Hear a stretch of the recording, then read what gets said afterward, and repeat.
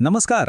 महाराष्ट्राची ओळख फक्त मोठ्या शहरांपुरती नाहीये, तर ती इथल्या डोंगर रांगांमध्ये दडलेली आहे.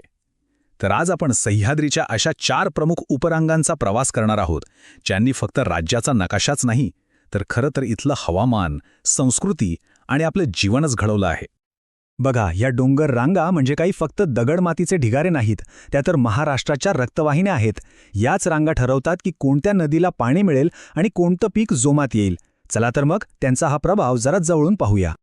सोप्या भाषेत सांगायचं तर ह्या आहेत सह्याद्रीच्या पूर्वेकडच्या मुख्य फांद्या, ज्यांनी राज्याच्या मोठ्या भूभागाला व्यापून टाकले.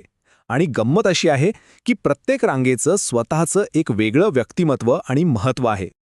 चला तर मग आपल्या प्रवासाला सुरुवात करूया, थेट महाराष्ट्राच्या उत्तरेकडील सीमेपासून. आपला पहिला थांबा आहे सतमाला रांग.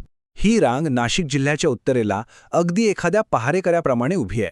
साधारणपणे 1300 ते 1400 मीटर उंच असलेली ही रांग पूर्व-पश्चिम दिशेत पसरलेली आपल्याला दिसते.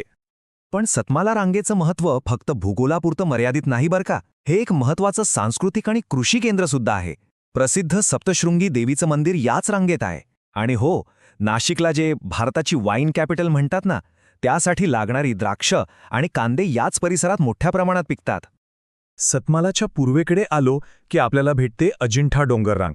ज्वालामुखीच्या लावारसातून तयार झालेली ही रांग उंचीला सतमालापेक्षा थोडी कमी आहे, म्हणजे साधारण 700 ते 900 मीटर. पण इथली काळी कसदार माती कापसाच्या लागवडीसाठी अगदी सर्वोत्तम मानली जाते. आणि या रांगेचं खरं वैशिष्ट्य काय असेल तर ते म्हणजे तिच्या पोटात दडलेलं एक जागतिक आश्चर्य. जगप्रसिद्ध अजिंठा लेणी, जी युनेस्कोचं जागतिक वारसा स्थळ आहे, ती याच काळ्या बॅसाल्ट खडकात कोरलेली आहे. आणि यामुळेच अजिंठा रांगेला जगात एक वेगळी ओळख मिळाली आहे.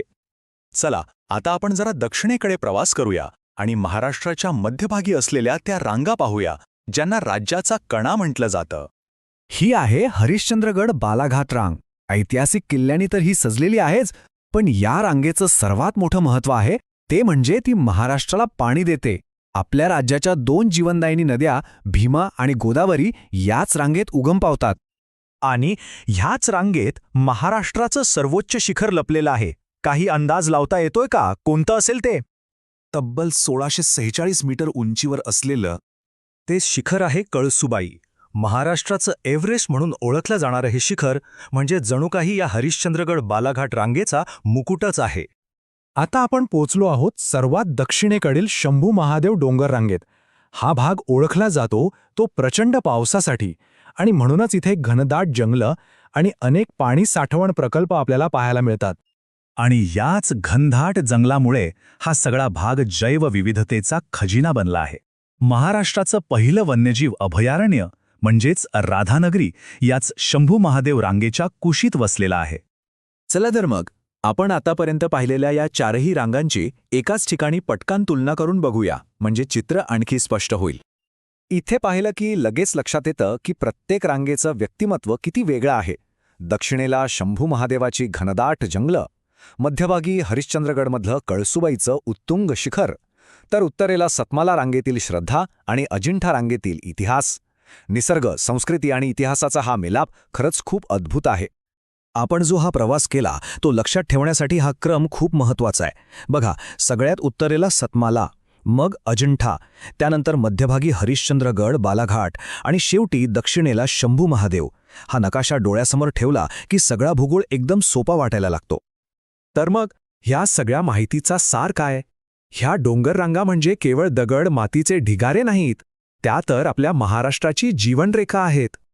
अगदी थोडक्यात सांगायचं झालं तर ह्याच रांगांमुळे महाराष्ट्राला पाणी मिळतं, आपली शेती बहरते आणि वन्यजीवांना आश्रय मिळतो. इतकंच नाही तर आपला गौरवशाली इतिहास आणि संस्कृतीसुद्धा ह्याच रांगांच्या कुशीत जपली गेली आहे.